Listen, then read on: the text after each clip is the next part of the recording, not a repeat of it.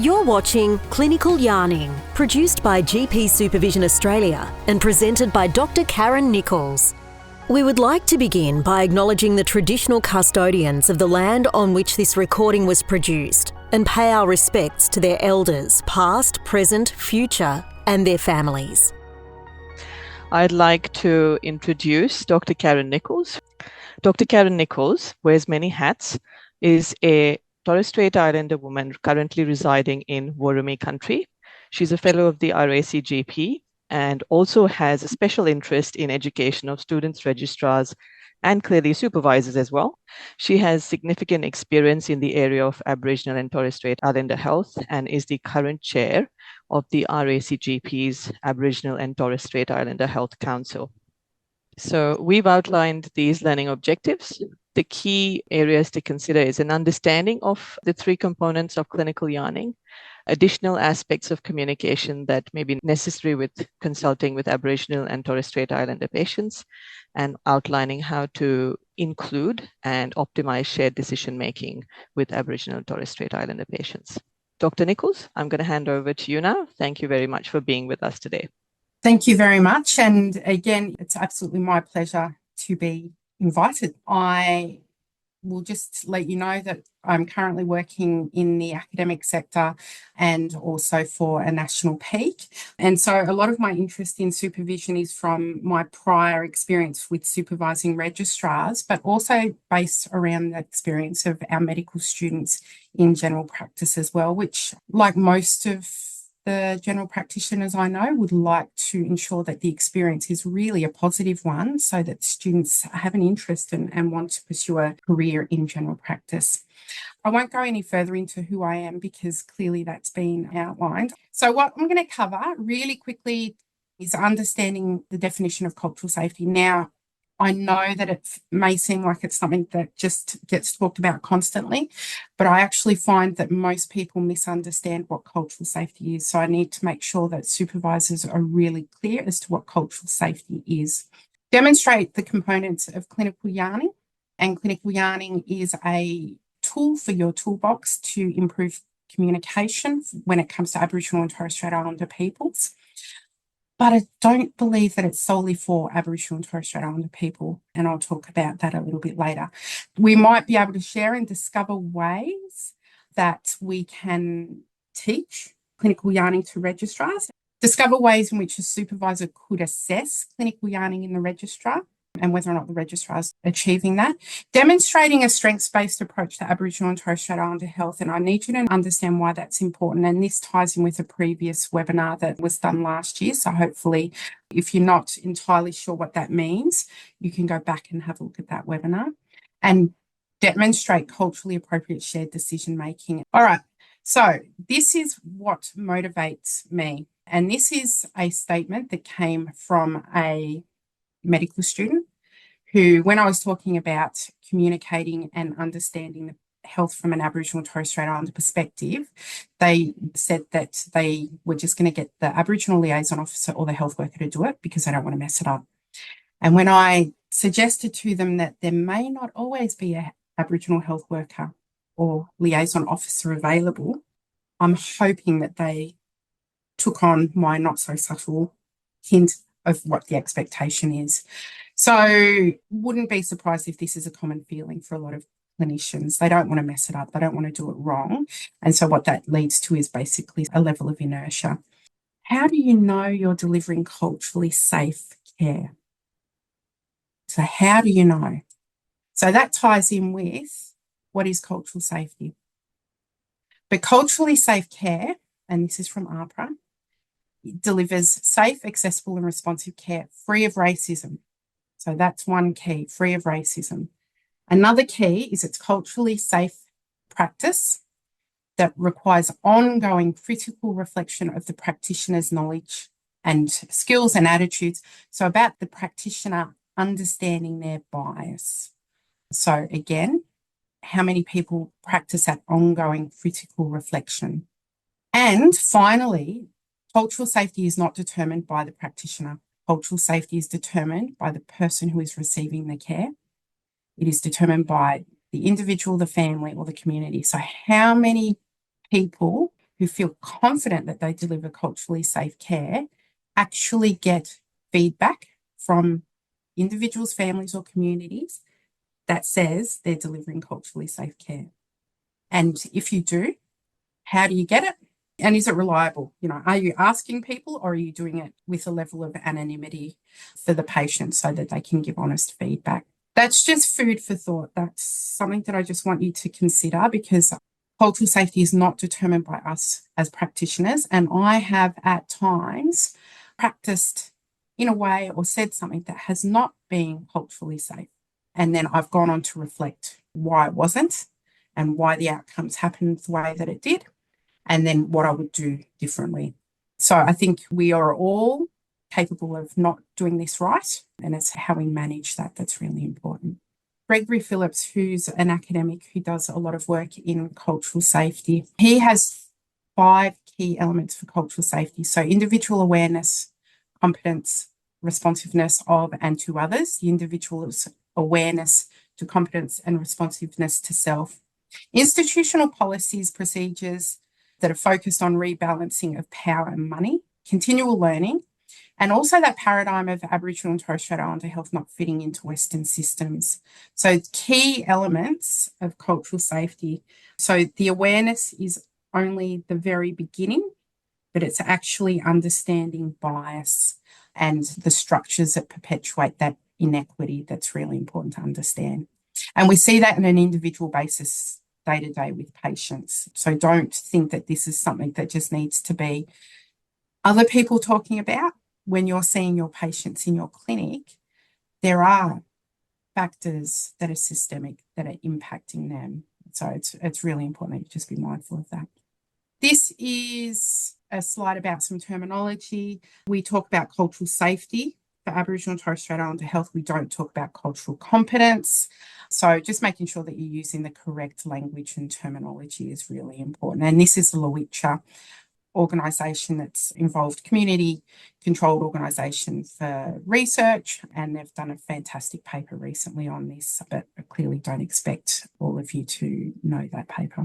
A reminder that this is what is taught to your registrar. So remember, social emotional wellbeing. There are 9 guiding principles that underpin this social emotional wellbeing model, and that is that Aboriginal and Torres Strait Islander health is viewed as holistic, the right to self-determination, the need for cultural understanding, the impact of history in trauma and loss, the recognition of human rights, the impact of racism and stigma, recognition of the centrality of kinship, recognition of cultural diversity. So within Aboriginal and Torres Strait Islander communities, there's a lot of diversity, and the recognition of Aboriginal strengths. So that's Aboriginal and Torres Strait Islander strengths, and I'll come to that shortly. We're going to talk about what keeps us well. Not only is there the social and emotional wellbeing, where we need to consider people's connection to country, culture, kinship, community, their spirituality, we also need to consider their cultural determinants of health. Now, these are the things that keep Aboriginal and Torres Strait Islander individuals, families, and communities well.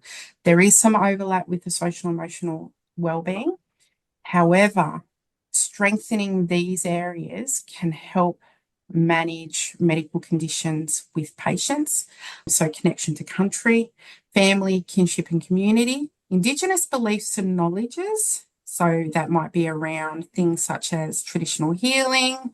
It might be around traditional foods.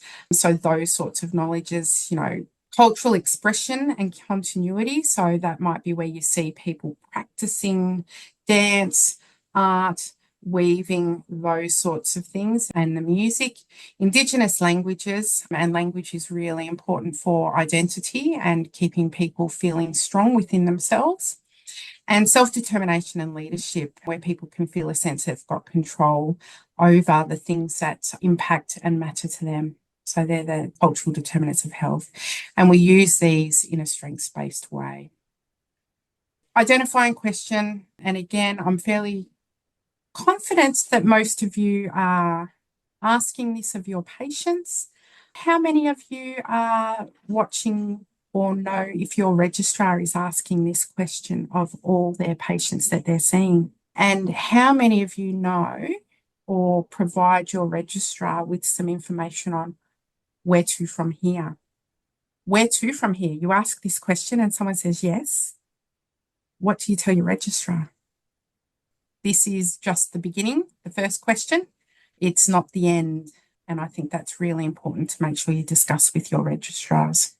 Strengths-based. So this is something that we talk about because of the way that Aboriginal and Torres Strait Islander people have been presented in the past. So strengths-based is a focus on the strengths. So when I talk about language resurgence, I talk about that as a positive thing, how it actually strengthens identity and strengthens connection to culture and provides people with a depth and understanding of themselves and a connection that cannot be undervalued.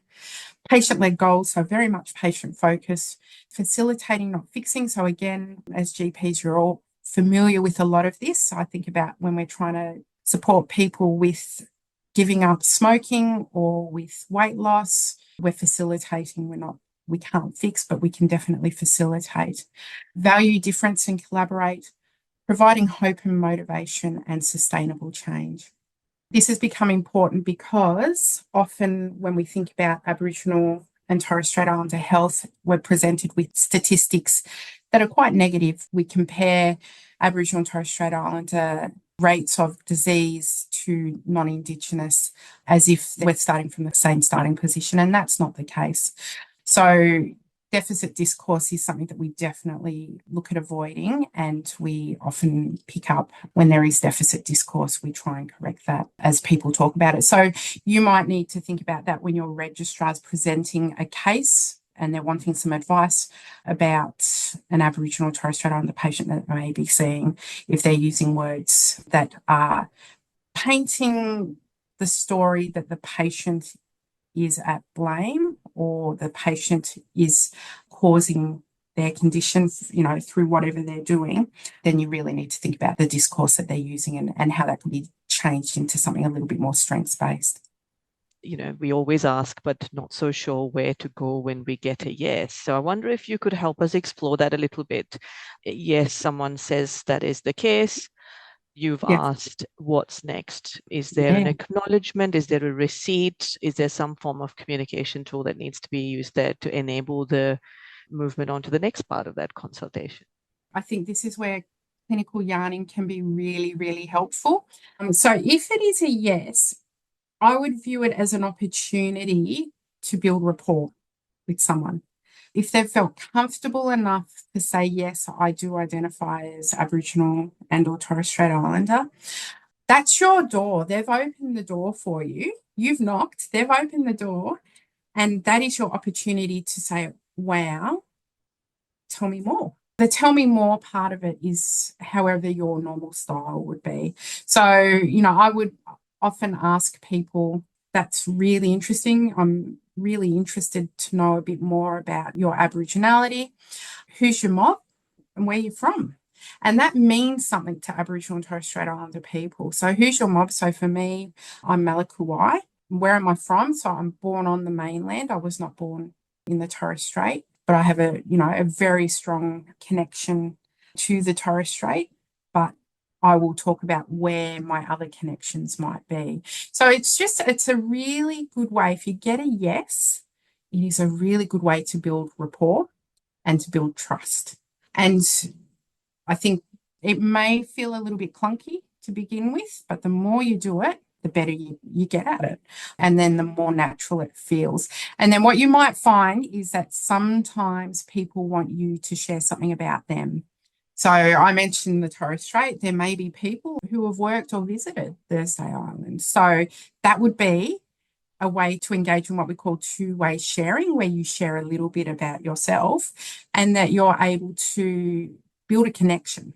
So for Aboriginal and Torres Strait Islander people, we're often just looking for connection, and we find connection through some sort of commonality, some sort of common ground. One of the other comments that just came in was that she became recently aware that the question is not a set and forget question. That actually what you're saying is that, you've got the door open once they've said yes, the door is actually open to a yes answer once they've developed comfort in that relationship. So building a bond might be the way to actually get yes. So don't hesitate in asking repeatedly. It's not No, and thank you for that, because that is actually really important, because a no isn't always a no.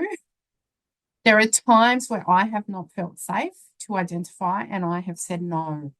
And so I think no is never always a no. And, you know, we revisit people's smoking, we revisit people's alcohol, we revisit, you know, their address. So there's lots of things that we revisit with people. And I think that is one of those questions. And if it is a no, ask people again. So, I'd be really interested in knowing what your background is.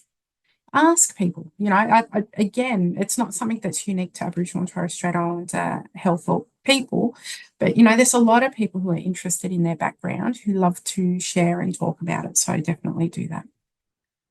All right. So clinical yarning.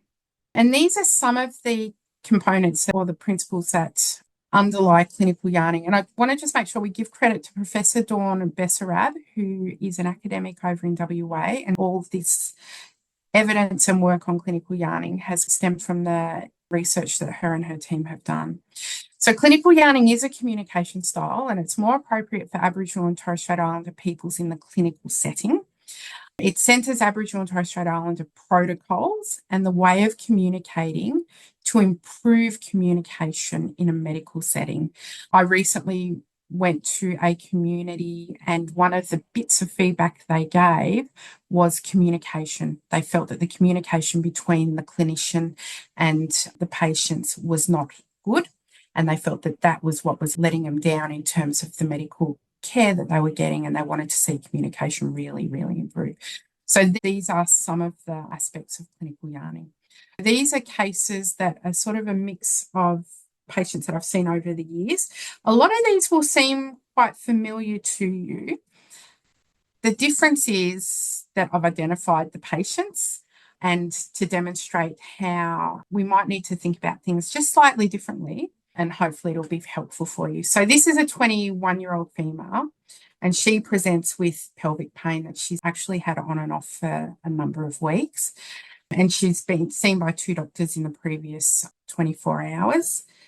Pain is persistent, worse in the right iliac fossa, and she's got nausea and bloating. Negative pregnancy test, urine dipstick is negative as well for urinary tract infection. And she didn't get any pain relief in the emergency department. She identifies as Aboriginal and Torres Strait Islander, and she does appear uncomfortable.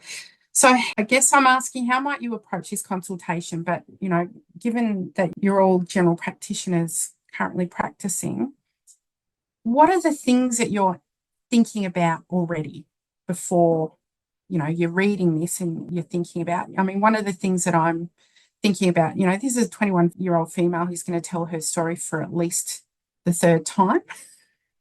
I'm pretty sick of telling my story, you know, twice. So just sort of anticipating that she might be a bit frustrated, a bit fatigued about sharing her story, and that being in a bit of discomfort, she might not be as open as what she might normally be. You know, we're not seeing her on her best day. We're not seeing her as her best self. So I'm just being careful not to judge her as well. And then when I see that she identifies, then I start thinking about, you know, a few other things. Lawyers have suggested supports social community and lives alone. Mm-hmm. You know, these things being asked. Stephen said that need to know what she thinks this could be, the potential relevance of this to her. So reframing it from her point of view. Yeah. And Rundra suggests, what does she think may be going on? Yeah. So I think they're all really, really good points. And I agree, a 21-year-old, I would be thinking about who is actually at home, and she could be living on her own, or she could be living in a student share house and, you know, effectively on her own, because she doesn't have those supports that she might otherwise have. So I think, you know, one of the things, and a lot of that information is really important to get, but I think we're going to have to definitely build a rapport to get that information. So clinical yarning has 3 components. It has a social yarn, the diagnostic yarn, and the management yarn. And each of those does have a purpose. And the social yarn really is about building trust and rapport, and it does take time. So you may find that for some people, they're a lot more open and it won't take as long to build that trust and rapport as it does for other people. I mentioned before two-way sharing. Two-way sharing is a protocol for Aboriginal and Torres Strait Islander communication where someone gives something, you give something back. So you're always bringing something to the table. As clinicians, we're told not to share anything about ourselves. And I do share things about myself with patients, but I will add that it is information that I am prepared to have in the public domain. If it's something that I'm not prepared to have in the public domain, then I don't share. So I will talk about my pets. I will talk about hobbies such as fishing and bushwalking. I will talk about places I may have visited. I will, if someone asks me if I have children, I will say yes, but I don't give away ages. I don't give away what they're doing or where they live or anything like that. So I think just making sure you're comfortable with what you share, because there is an expectation that you will share something of yourself, because this is how we build connections on a human level. And part of that social yarn is also actually about rebalancing the power imbalance in a consultation where the clinician is the knowledge holder and, you know, the patient is someone who is seeking advice or receiving knowledge. The social yarn rebalances that a little bit more, where we're acknowledging that the patient is the expert in their life. So our role is slightly different, but we can have the same outcomes when it comes to our consultation and the medical needs. Well, Karen, I just wanted to share a lovely comment that Bruce has made here, that the elements of clinical yarning should equip the registrar to work well with any patients. The elements totally do. And I can say I have not known any other way than doing my consultations the way that I've done them. And clinical yarning is something that Indigenous and non-Indigenous patients and people value. So I think it's a lovely patient-centred way. So I totally agree, Bruce. Thank you. So, and you're going to see this next diagram a few times because clearly it's got a few things, and I want you to remember this triangle, the social yarn for in clinical yarning, showing an interest in the patient, develop a relationship, find common ground, two-way sharing of life experiences. Okay, so that's the clinical yarn. So with our young 21-year-old, how are you going to start that clinical yarn with her? What if your registrar comes in and says, you know, I've spoken to this 21-year-old girl, I've given her some pain relief, and she doesn't seem entirely forthcoming. She keeps saying it should be in the notes, it should be in the notes. Karen, I'm going to give this a go. I reckon this is going to be an opportunity for me to consider going in and getting involved in the consultation. And while I understand, you know, to some extent, that's going to require a debrief with the registrar subsequently, because I've not necessarily heard what I'd expect to allow for them to continue. I think I'd be comfortable going in and starting the consultation myself. And that might involve an introduction, you know, setting out the relationship I have with the registrar, ensuring that the patient understands I'm, you know, presenting myself as a clinician as well for them to engage with, and acknowledge that they might have had a more challenging experience already, and that, you know, we're asking them to tell the story again. Yep. And it might be around so that acknowledgement of them telling their story again, you know, wording it in terms of, it's pretty frustrating, isn't it, having to tell your story again. I can see you've done that the last 3 times. It might be worthwhile going back to, tell me a little bit about yourself. So again, going back, starting off with that social yarn and getting that social yarn right so that you've got that trust. So yeah, thank you for that. All right. So next one. I've got a 45-year-old male, and he has presented with a headache. So this is quite familiar that he's had for a little while. He's actually a bit vague in terms of how long he's had it and the nature of the headache. And he reports just being throbbing gradually, and it came on while he was visiting his family in Victoria. He has no red flag symptoms, and you've asked directly. He is otherwise a well person, no chronic disease, and he informs you that his most recent blood pressure and blood testing was normal when he did his health assessment, and his health assessment was a 715. So he's already identified without you actually asking the identifying question, because he's had a 715. So again, that gives you the opportunity to use that as the open door to start a conversation and to start building rapport. Is there anything in particular about this story that stands out that you think might be worth exploring just that little bit further, given this is an Aboriginal and or Torres Strait Islander person? I understand the time frames that, they're not specific, which isn't unusual for a lot of people anyway. But for Aboriginal and Torres Strait Islander people, narrative is really important. And sometimes it's not time that is the key thing, it's events. So things will be linked to events. It seems quite simple when you present it in a slide, but it's really easy to miss.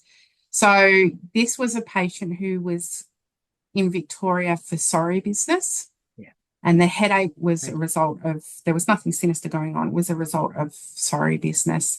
So exploring that is actually really important. And this then ties in with the diagnostic yarn. So the diagnostic yarn, and you can see there on the slide, is to hear the patient's health story. And again, this is going to be challenging for your registrars, but for the patient to be able to tell their story in their way with their words. Means that there may not be any time frames. Again, can sometimes be really frustrating when you need to know time frames. When did the chest pain start? Those sorts of things. Using open-ended questions, and sometimes it's very easy for registrars to focus on very closed-ended. Using the other tools for communication, so silences. And silences are actually a really, really important communication tool for Aboriginal and Torres Strait Islander people. A lot happens and a lot is actually communicated in silence. So what do I mean there? Silence is used as a way for patients to think about how they're going to answer your question, to frame their response in a way that is appropriate and conveys the meaning that is actually intended. So it can be really uncomfortable for many people to sit in silence, but for Aboriginal and Torres Strait Islander people, it is really important that time is given for silences, because if you interrupt that space when they're still thinking about how they want to respond to your question, you may actually unintentionally stifle the consultation, and something that may be shared that would be really important or pertinent may not be shared. So silence is a really important, valuable communication tool.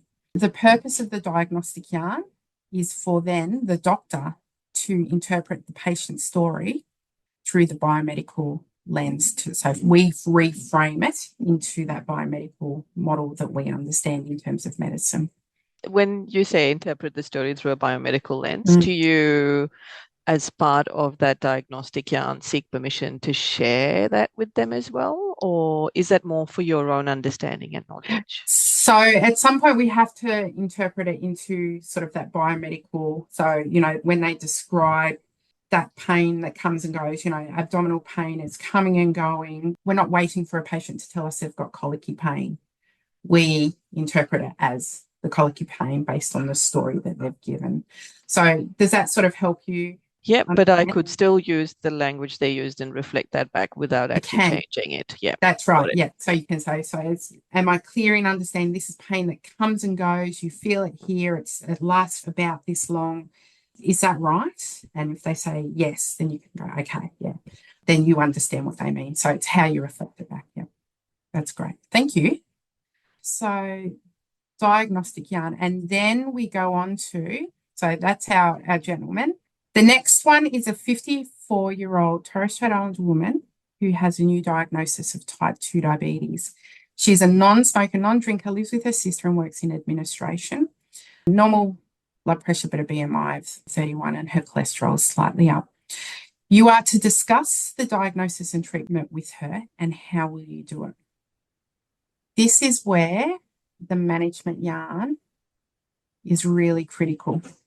So the management yarn, we've taken all that information that we've received, we've interpreted it into some sort of provisional diagnosis, and, we might have our list of differentials, but we've got our provisional diagnoses. We then provide the patient with that information, and it's information that we deliver in a way that is spoken about, and we say straight up, in that there's no misunderstanding. There's no way that it can be misinterpreted. We ensure that we're not using jargon when we talk about it. And we might think about, when we're doing the patient education, how we do it. And we might use stories, or we might use metaphors to explain a health condition. So thinking about that, how do you explain to a patient diabetes? Do you have any metaphors? Do you have any students? Do you encourage your registrar to develop a bank of stories or metaphors to help them explain health conditions to patients? And do you talk to the registrar? Do you talk to your patients? Do you just use words and provide them with a printout? Or do you draw diagrams? Do you use online resources, videos that you show them during a consultation? So thinking about the ways in which that information is shared is really important in terms of management yarn. And then there's other things for the management yarn. It's providing people with all the options. So for our lady with type 2 diabetes, it's not ideal, but, an option is doing nothing. Again, not ideal, but it is an option. Diet and exercise and starting medication, they're the options that are there for her.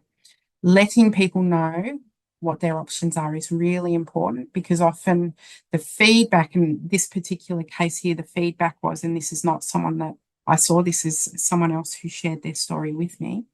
The feedback was the doctor did not actually talk about diet and exercise. And this particular patient was not happy because all the options were not given to them. So again, I think, the clinical yarning, the principles apply to all patients, but just being mindful of providing everyone with all the information. So how do you describe conditions? I think that's really important to consider. How do you teach your registrar to describe conditions? Do you get your registrar to sit there and do you say to them, tell me how you educate a patient about what diabetes is?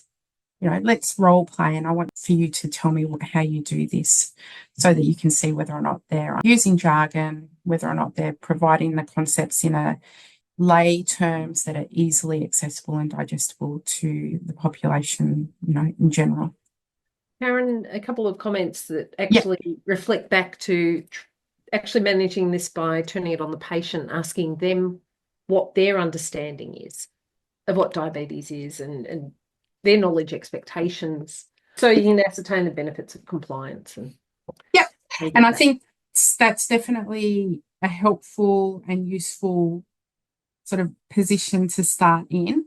Sometimes when people don't know anything, or if they have little confidence in the knowledge that they have, they might have knowledge, but they have little confidence, they might not be happy to share, because just that fear of looking ignorant's not the word that I want, because it's not the right word, but just sometimes that they can say, just tell me. So I generally give people an option. Do you want to share with me what you know about diabetes, or do you want me to just do a spiel and then you can ask me questions? And then it's up to the patient. There's more than one way to skin a cat, Carla. So, I think it's people's style. And I think that's the wonderful thing about GPs. We're all unique and have our own style. It's just nice to hear what other people's style is, because sometimes their style is better than mine and I want to adopt that style. So, that's great. And Louise has actually also put in there to ask whether they have experience in their own family and community with diabetes. Yes, that might be a way to approach that knowledge. Definitely. And then you're getting some idea, are they thinking that they've got diabetes and therefore they're going to end up having an amputation or with kidney failure because that's what their experience is? Or are they familiar with diabetes through an auntie who's on some medication and has, died? So I think it's another good way to do it.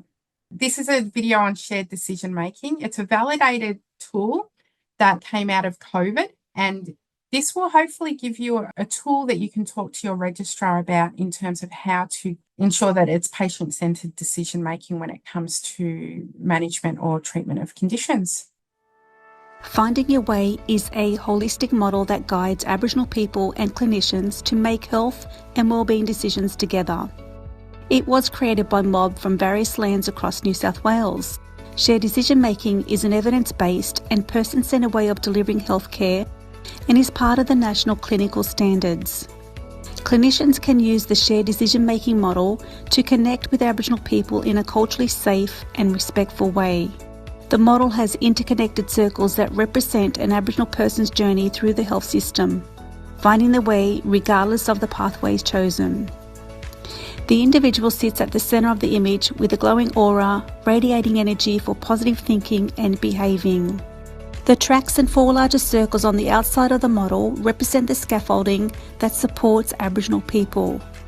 These are important components to consider when making health decisions together. Let's explore them further. Community, family and kinship are the cohesive forces that bind and connect Aboriginal people. Understand these structures and how they inform people's choices. Get to know your patient as an individual and as part of their family and community. Culture is interconnected with traditional lands and sea and keeps people well grounded. It is important to understand the rich history, culture and lifestyle when working respectfully with Aboriginal people. People's experiences are shaped by the cultural and social determinants of health and the influencing factors. Aboriginal people walk in 2 worlds, connecting the past and present. Physical and spiritual well-being are connected to country and people's sense of belonging. Share knowledge and experience to achieve goals and learn with and from each other. Take time to build rapport, connect and share stories. It helps people to feel safe, trusted and respected. Think about your approach, skills and personal attributes. Be flexible and allow additional time and resources. The model has 8 inner circles representing core elements of shared decision making from a cultural perspective. Have a copy of the model visible to help connect the conversation to culture. You can start and stop the discussion anywhere in the model. Choose a topic and let the conversation flow. The circular model allows you to move through in a non-linear direction. Let's explore the 8 core elements of shared decision making from an Aboriginal perspective. Discuss the evidence, uncertainties and any preferences. Make decisions together based on the individual's values and beliefs, including whether to act now, watch and wait or do nothing. Discuss the options for diagnosis, treatment and care. Share your knowledge, be open and transparent. Always provide printed information and resources. Health decisions can be complex. Sometimes there are other issues going on in the background. Taking a break can build the time to work through the complexity. Plan the next steps together. Discuss what will happen next and what might get in the way. Discuss how the person is feeling today, including their social and emotional well-being. Are any supports or resources needed? Ask about family and being on or off country. It will help to get a clearer picture. Some people may need additional supports from family or others. Use Aboriginal ways of knowing, being and doing.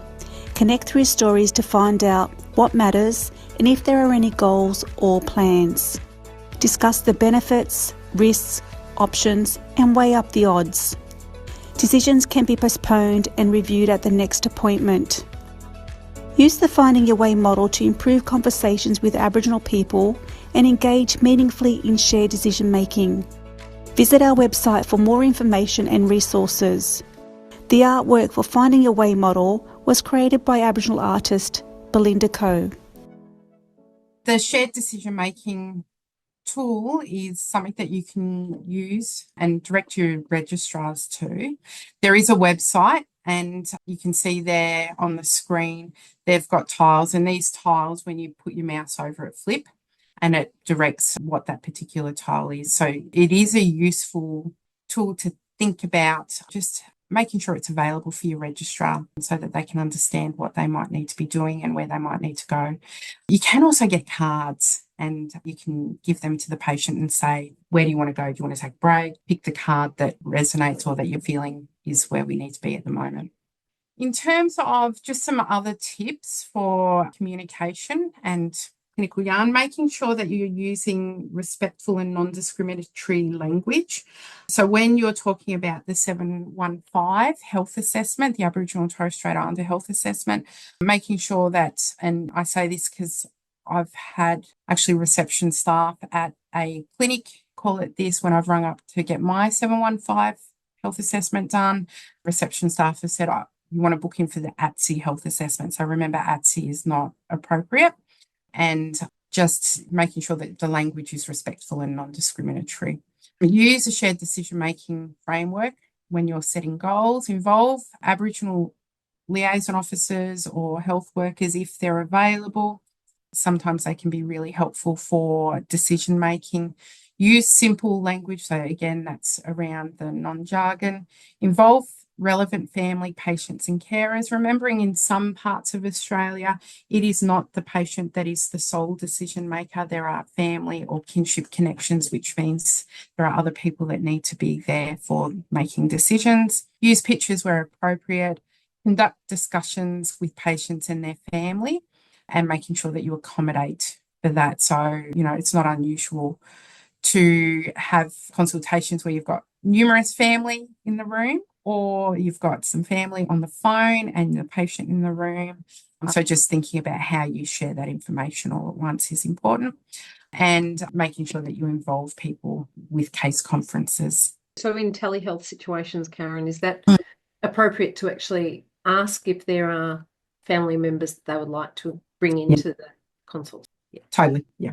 And the way I think about it is a consultation's not my consultation, it's a patient's.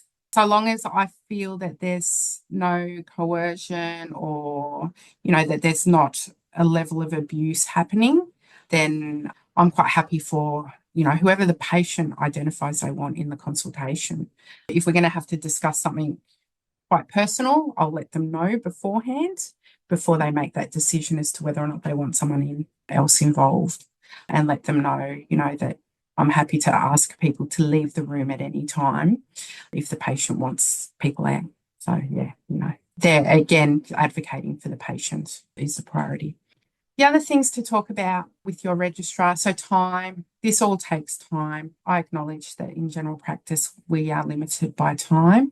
I was reassured by a patient who said to me one day when they came in with their whole list of issues that they wanted dealt with, I think my heart sank, and unfortunately, I think my face may have showed it. And they said to me, Karen, I know you're not going to fix all this now. I just wanted to make sure we put this out the front, and then we'll deal with it, as we deal with it.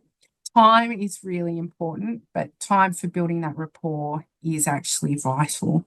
So sometimes you have to prioritise that rapport, and sometimes that's the patient's agenda, and just understanding and respecting that. The open-ended questions, it just implies that you're really curious. You're curious and interested, and I think that's what people want overall. But it's really important for Aboriginal and Torres Strait Islander people. Remembering the non-verbal communication. So often people talk about the eye contact, but it's the other stuff as well. If you're glancing at your watch, if you're typing into a chat, if you're doing other things, people pick up on that. So just remembering non-verbal communication is a really impactful form of communication, and that you just have to know what your local context is when it comes to Aboriginal and Torres Strait Islander health. Sometimes the yes is not the yes. The yes is a yes, I just want to leave. So if you're getting a lot of yeses, just maybe revisiting, do I need to go back to my social yarn to establish that rapport and trust again? I've already talked about silence, diagrams and metaphors, and I've written there, remember you are being noticed. I wanted to watch you are being watched. That's what I wanted to write, but it sounded just a little bit too dark. So you are being watched, and Aboriginal and Torres Strait Islander people will watch you walking through your waiting room, will watch how you interact with your reception staff, will watch how you interact with your colleagues. So you just need to be really acutely aware of that. How you present yourself in those situations is also being watched and noted. There will be a lesson plan on clinical yarning, and it will have a link to a module that you can do and you can get your registrar to do on clinical yarning. It takes about 2 hours, but it's worthwhile. A lot of people are finding it very, very useful. It's not mine, but I definitely highly recommend it. Actively ask and teach. So with your registrar, ask what are you doing about Aboriginal and Torres Strait Islander health? I want to see you ask the identifying question and then teach. And if it's something that you're not familiar with, learn together. That's just as important because you're demonstrating how to learn. And watch your registrar as they do things. I'm going to do my attempt at this, Karen. This is me sharing back, is that I was really uncomfortable being in outer metro in a practice that has a very small 1.3% population of First Nations people about how well I would do this. So as a way to remind myself, because I can get easily distracted, I have a poster behind me. So every time I walk into the room, I see the poster and I'm reminded, don't forget about that, Srishti. If it seems reasonable, ask the question again. So yeah, good. I just wanted to share my little attempt at doing better at it. Yeah, good. And it is practice and it is comfort, and the discomfort does decrease over time.